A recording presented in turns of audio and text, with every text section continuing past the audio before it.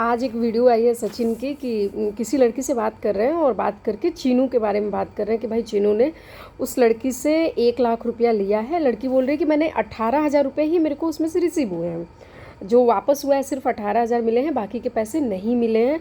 और जब मैं पैसे मांगने लगी तो मेरे को ब्लैकमेल किया जाने लगा कि अगर तुमने ये बात बताई किसी को या पैसे मांगने की कोशिश करी या मतलब कुछ भी मतलब पैसा अगर तुम मांगते हो तो हम तुम्हारे हस्बैंड को बता देंगे। बात यहाँ तक पहुँचेगी कि तुम्हारे डिवोर्स तक की नौबत आ जाए।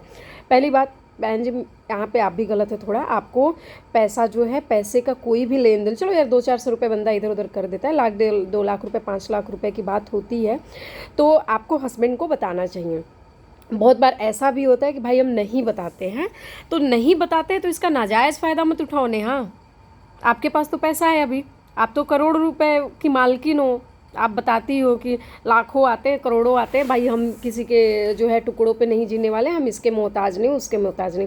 आप मोहताज नहीं हो, लेकिन वो लड़की बता रही है मैं प्रेग्नेंट थी और मेरे को पैसे की ज़रूरत थी और मैंने इतना फ़ोन मैसेज किया लेकिन मेरे को कोई रिप्लाई नहीं मिला।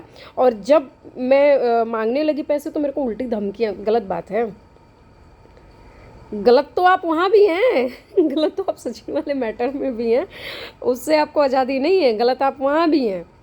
लेकिन यहाँ पे आप बिल्कुल गलत है। मैं बोलती हूँ चलो अगर आपका गर्लफ्रेंड बॉयफ्रेंड का भी रिश्ता रहा है तो क्या करोगे? उसके पैसे हड़प लोगे?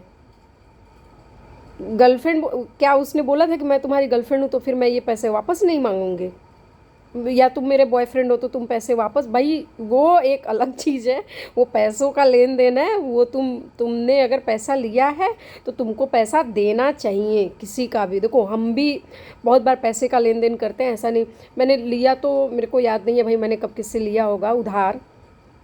याद नहीं है का मतलब कि मैंने भगवान की दया से शायद नहीं लिया है, शायद। और अगर जो है मैं भगवान की दया से, चलो इस बात को हटाते हैं, लेकिन मैंने दिया है पैसा और मैंने 2 लाख 2.5 लाख भी दिए हैं, ऐसा नहीं है। अगर मेरी वीडियो उस आदमी तक जाएगी तो पता ही चल जाएगा।